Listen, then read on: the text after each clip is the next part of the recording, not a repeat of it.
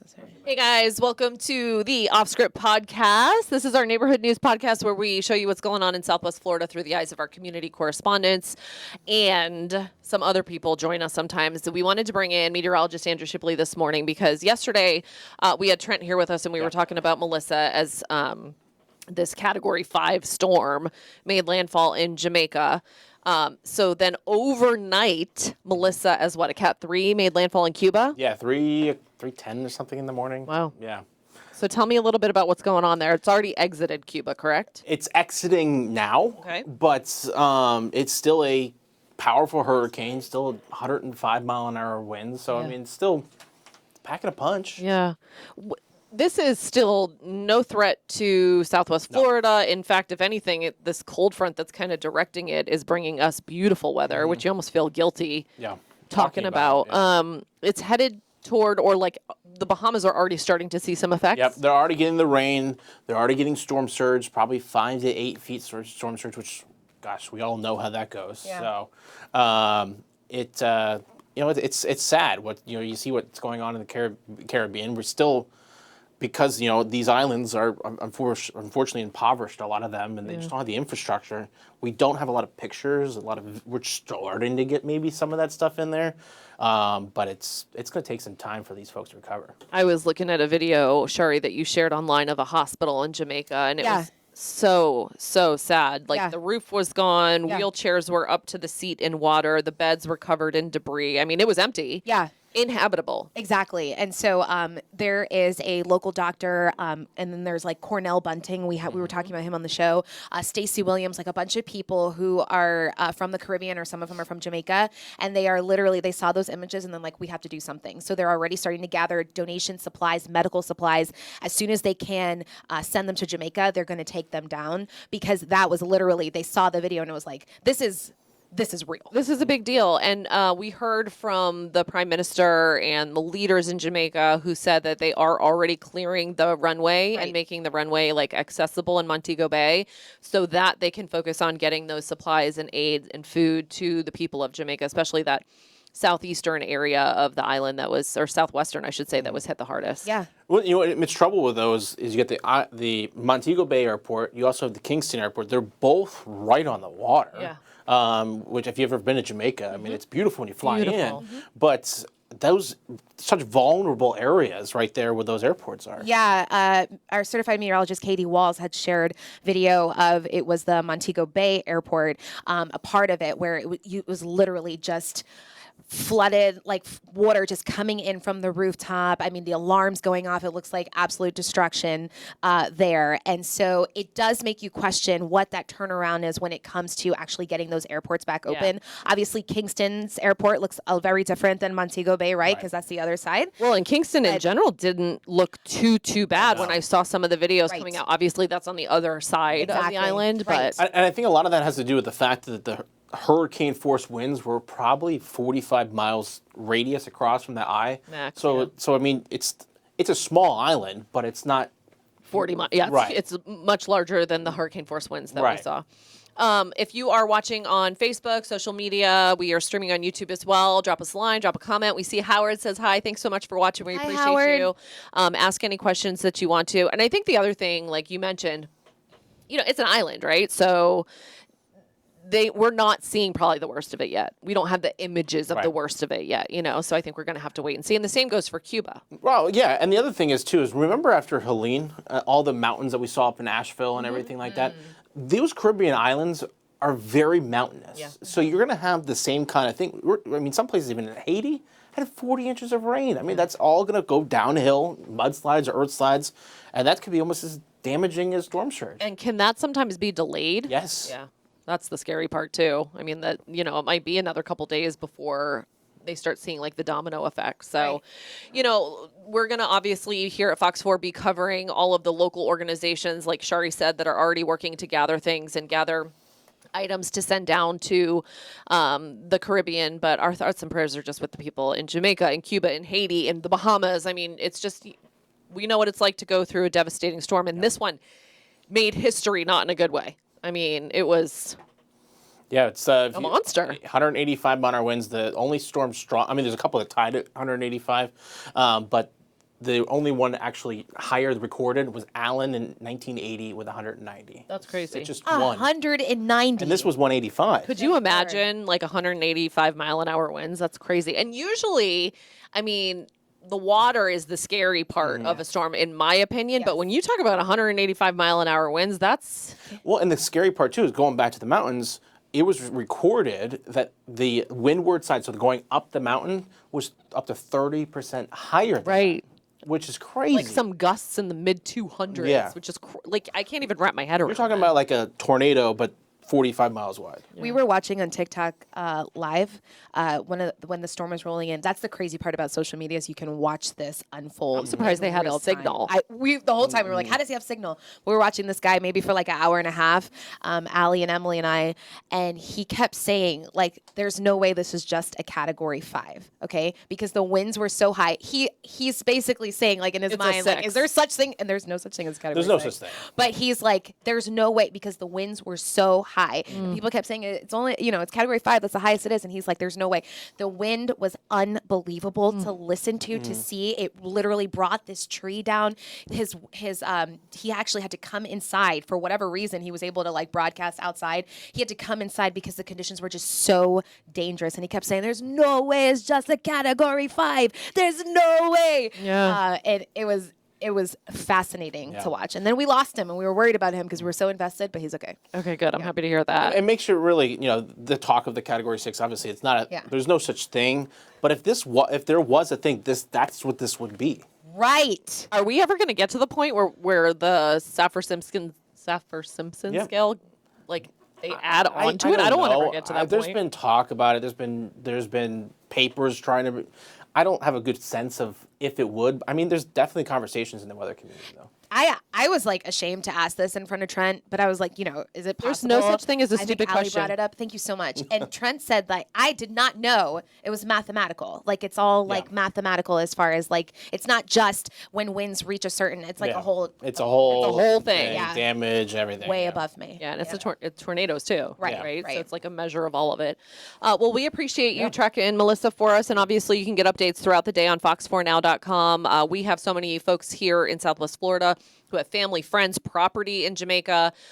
So we are talking to them as well. You can watch all their stories on our website if you want to check that out. Yep. Thanks, Ship. All right, thanks for having me. appreciate Yeah, we you. appreciate you. We have another guest coming in a minute. That's why we have to clear Mr. Shipley out. Clear, Mr. Shipley. But we'll get to that in just a minute. You know where I've never eaten? Why do I always take it to food? Like immediately. your love language. I'm serious. Like, no, I'm not judging you. I'm just saying. I am a foodie. Yeah, you're a foodie. Yeah. And so you relate a lot of things to food. It's all I good. do. Yeah. Where? The chicken salad chick. Chicken Salad Chick. I accidentally went there before. Like I was driving by. We were like, let's go. Let me tell you something. It's good? That chicken salad, yes. Okay, so And the woman behind it, like, she has a very interesting story. I've read the story. Okay, but it is like it tastes like homemade. Like your mama made the chicken salad. But there's like different varieties, right? Different Yes. flavors. Yes. Okay. See, I'm very picky about like chicken salad, tuna salad. You know what I mean? get it. Like it's got to be spot on. I get it. If it's a little weird, I'm Yeah. like, no. So I get it. They get it right there. they do? Not gonna lie. Okay. And also they have like little other things. If I remember correctly, they have like a brownie or something, and that's fire. But Chicken Salad Chick has a really interesting thing going on right now. Okay. So I saw just that name. Yeah, so I threw it in here really quick because I wanted to share with any people who have any children in your lives that Chicken Salad Chick just posted 2 hours ago that children will eat for free at their locations in Fort Myers, Estero, and Port Charlotte. They are saying this. I need to be clear that they're saying we're not taking a political side. However, we know how not having SNAP benefits can impact many families. And so we essentially want to help. And so we are inviting anybody who has a child to bring them in. You do have to come with the child. And you have to dine in, and there is no purchase necessary. Oh, So wow. you can literally take love your child that. in, and they have a kids meal. So to give a little backstory, if you're not familiar, starting November 1st, because of the government shutdown, SNAP, which is commonly known as food assistance or food stamps, benefits, whatever, Right. it's not going to be funded. And so they're saying like a lot of people who rely on that food assistance, it's hundreds of dollars a month to go buy their groceries for their kids. They're not going to get that money. So the chicken salad chick is saying, bring the kids in. That's amazing. Yeah, I think it's awesome. Kudos to them. And that thing is blowing up online, as you can imagine. So I wanted to make sure we share that with our friends. Make some more chicken salad. That's right. This is a bit of a controversial story, if you will, just because I feel like everything nowadays has two sides, right? No matter, I don't care what you're talking about. So in Collier County, commissioners voted 4-1 to name just a 14-mile stretch of Immokalee Road after Charlie Kirk. So it's going to be Charlie Kirk Memorial Highway. They voted yesterday. If you don't know who Charlie Kirk is, he is the conservative activist who was assassinated. He would go to like college campuses and debate with students and whatnot. Turning Point USA. Turning Point USA. Yep. So there was only one Yes. commissioner That voted no. or should I say council member? No, it was a county commissioner. Okay, Bert Saunders. Yep. He voted no. Yep. You know, there's two sides, two schools of thought, I should say. There's the people who are for it, who are like, he was all about free speech. He was big into his faith. He spoke about what he believed in. Yeah. And then there's the other side who's like, well, I mean, if we're going to name a road in Southwest Florida after someone, shouldn't it be somebody who is either from Southwest Florida, did something really special in Southwest Florida? So, and then, there's, the political piece of it too, because at the end of the day, it does feel political, right? For a lot of people. So there's definitely two schools of thought, and for or against it, there's a 14-mile stretch of road now that is named the Charlie Kirk Memorial Highway. It's done. It's going to cost taxpayers about $3,000. What's that for? Just to change the signs out? Yep. But you got your sign change up going on. Yeah. It's not a lot of like infrastructure change, but that's pretty much what it is. Yeah, there you have it. So if you have thoughts on that, you can drop a line if you're watching us on Facebook. Drop a comment. Let us know what you think about that one. And we have definitely seen your thoughts on our Lots of Facebook. comments. It's one of those things that people feel very strongly about on both sides. Yep. I feel like there's no gray area when you No. talk about Charlie Kirk. No. It's here or there. I feel like you can, maybe the gray area is acknowledging that this is, it is sad what happened to him. Terrific. Okay. And then maybe that's not gray. That's just like the humanity of it. Like that is awful. That a husband and father died. Yeah. Yeah. A man died. Yeah. Yeah. Yep. And a lot of us, the whole world really watched it happen. You Right. know what I mean? Yeah. I saw that video. I didn't even know what I was clicking on. It just showed up in your feed. Yeah. And I was like, oh, what? Oh, okay. You made me feel like sick to my stomach. when you Yeah. said that. No, I it's remember. horrific. Yep. Let's talk about red light cameras. Also controversial for some people. I'm Everything telling you, everything is controversial these days. No.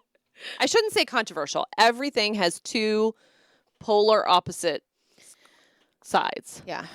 I feel. Yeah. Even the media. Like, people either love us or they're like, Yeah.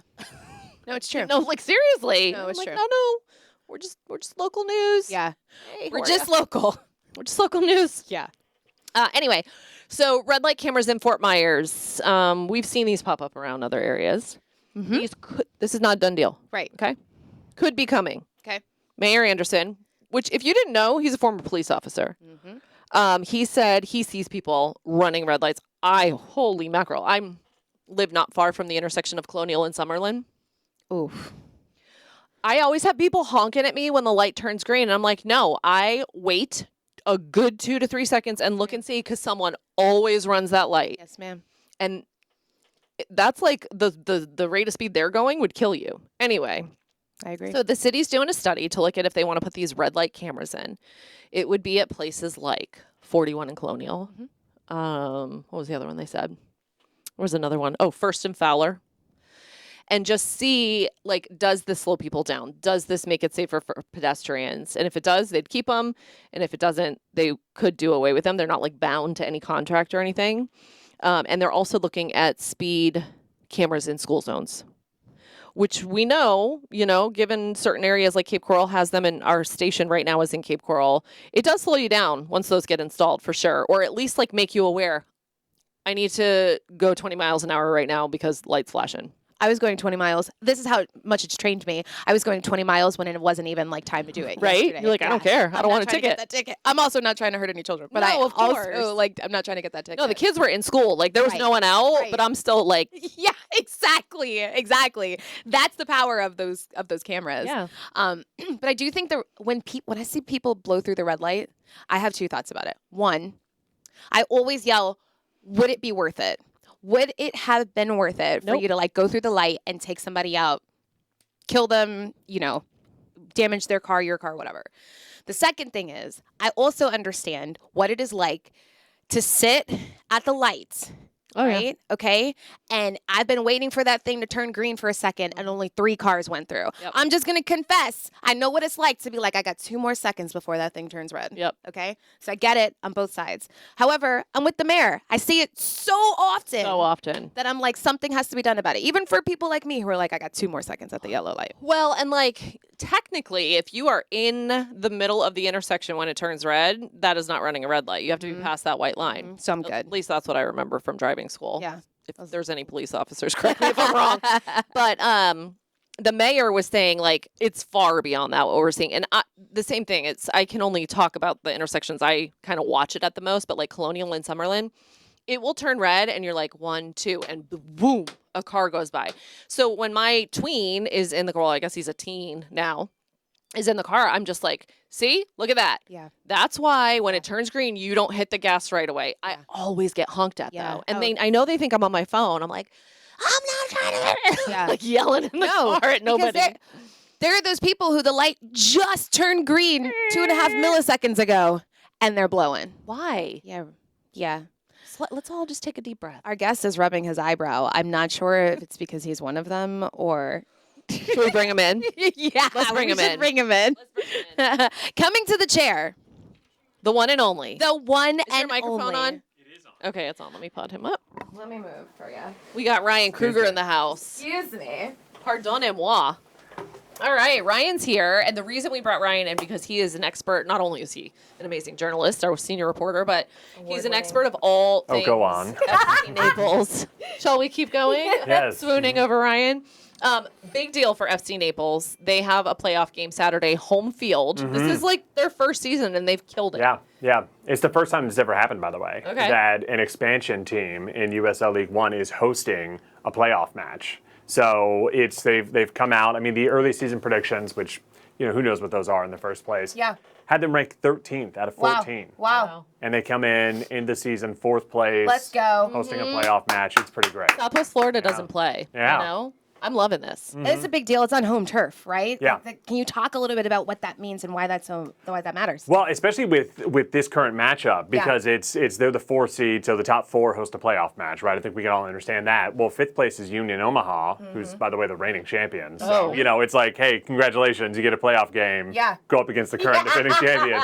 But otherwise, the match would have been in Union Omaha, and that's a really tough place to play. Whenever I had the head coach on the podcast, he was saying that's one of the toughest places to play. So it's a lot better that it's at home. You get that fan support. Let's go. They're averaging. It's been pretty great. I don't know if you've gone to a match yet. I've been encouraging. You folks have been to go, encouraging yes. that. I need to really pay attention Yeah. and go to your encouragement. And But no, they're in the top 5 in the Yeah. league in attendance, Yeah. and so you've got a lot of people there. You've got that supporter section, La Barra Yeah. 239 It's with fun. the drums constantly. Yeah. It should be pretty electric. Talk to me a little bit about how the team has changed since they announced and they're like, we have a professional soccer team in Naples to now, because it's been pretty impressive to watch. Yeah, I think a lot of it is going to be head coach Matt Pullen, who was not part of the team. I mean, Matt lives down here. He's a snowbird. Yeah. I mean, literally, he grew up in Minnesota, played professional soccer overseas. His family moved down to Marco Island. He's been living in Marco Island for the last, dozen years or so.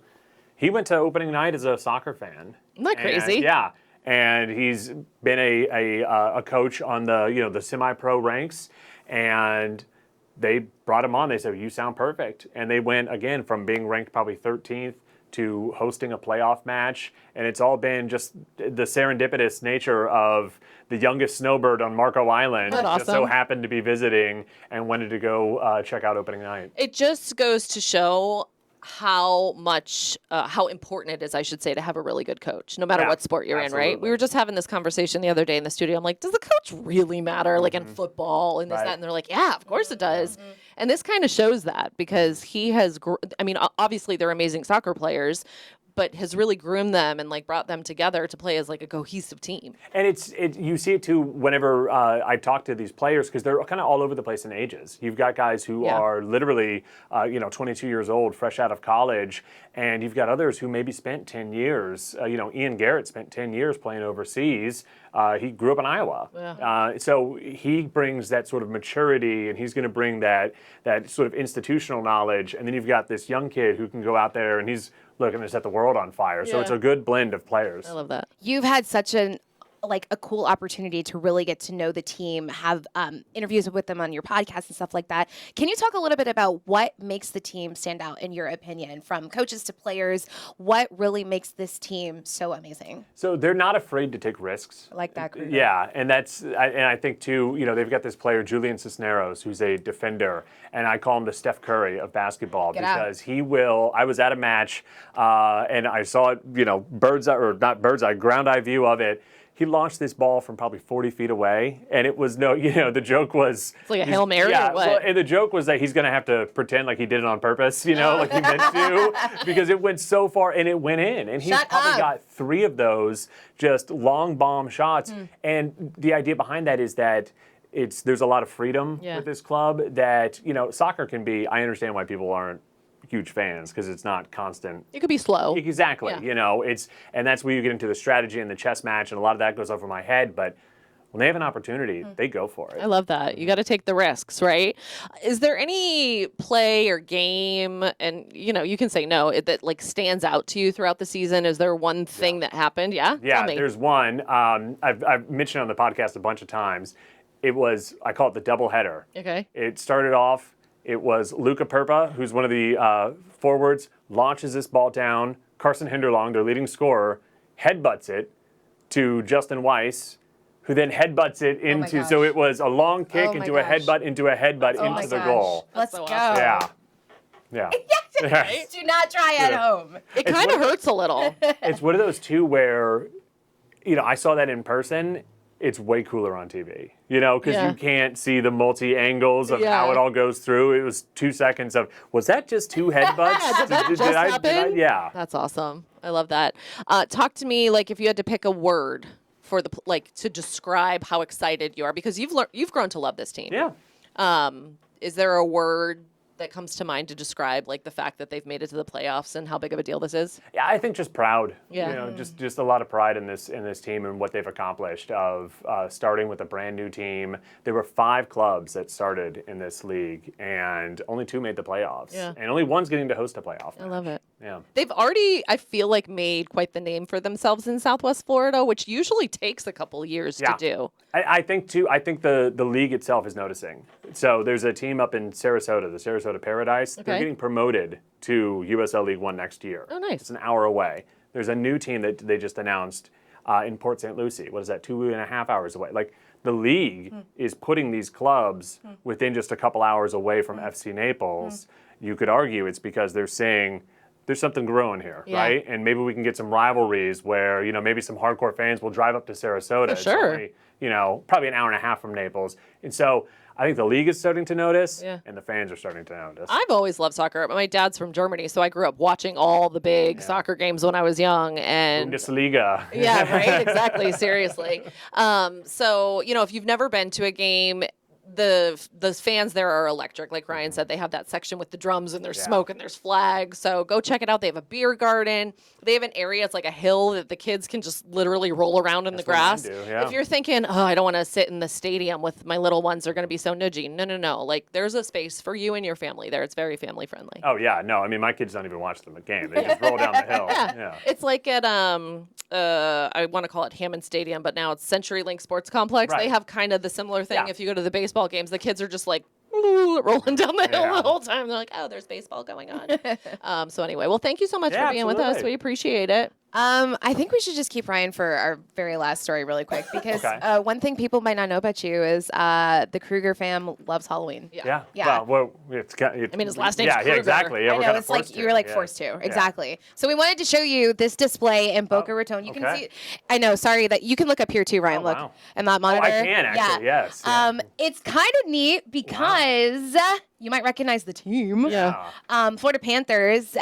It's literally like this dad that was encouraged to like create this display by his children. Yeah. Cool. And it's got like a group of skeletons carrying the coffin of two-time Stanley Cup final, two-cup Stanley Cup final victim, the Edmonton Oilers. So it's like got this whole like Oilers Panthers theme. cool. And so it's like getting a lot of attention on social, and we had it. And we Wow. wanted to I make love sure we that. talked about it. It's just kind of cool. Do you guys decorate a lot for Halloween?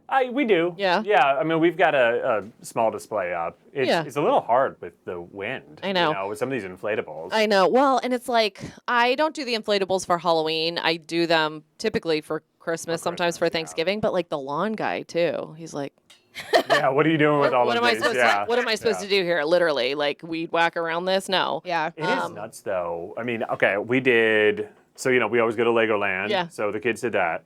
Let me think. Last weekend I had 3 trunk or treats that I had boy. to do Oh, boy. in a 2-day period. They've got Halloween. I mean, Halloween itself on Friday, and they've got stuff at school. Yeah. It's like the amount of candy that they get It's is insane. unbelievable. The sugar detox in about a week from now is going to be real. It's going to be real. But when you have little kids, it's that season. Mm-hmm. They outgrow it. My son this year, he's 13. One of his friends' moms is very brave, and I love her for doing this. But the boys don't want to go trick or treating, so she's just having a big sleepover, and they're doing like Oh, wow. hide and seek and manhunt, Yeah. hide and seek in the Yeah. dark, or whatever. Playing, going swimming, playing basketball, hanging out, and just living their best lives together. Good for that mom. And I was like, you do you. That's Yeah. awesome. Yeah. Yeah, he'll be there. Yeah. Like, I'll send What time does it start? It'll be early.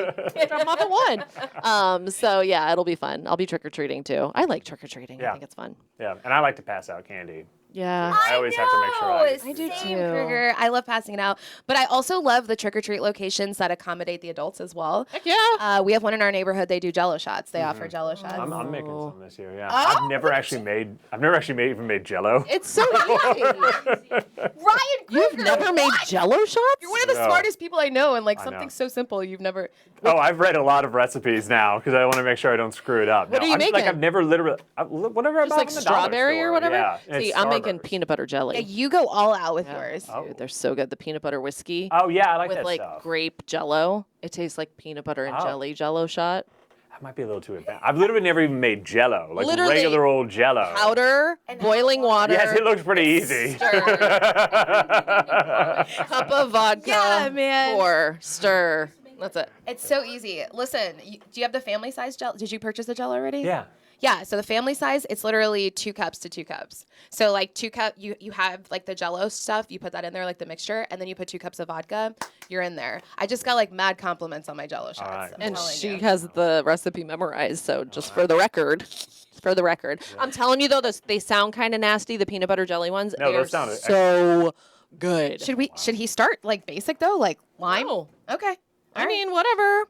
I say go big or Maybe go do home. like Yeah, a little. wow. Maybe start with lime and then also be prepared to do the peanut butter. Yeah, you always exactly. talk about those. So good. Yeah. I do have to ask you guys the one weird thing. Why were you like going down the Jello shot rabbit hole right now? Okay.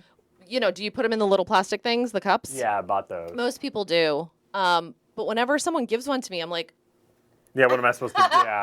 like it won't come out. So then I've seen No, there's people not a way to get take it. their Yeah. finger, and I'm like, The finger is no. gross. Then I've seen people take the Don't do the It's tongue. No, awful. no. I have to look away when I'm people like, do the tongue. Can I have a spoon, please? Oh my like, what gosh. do you do? Well, this year I did syringes.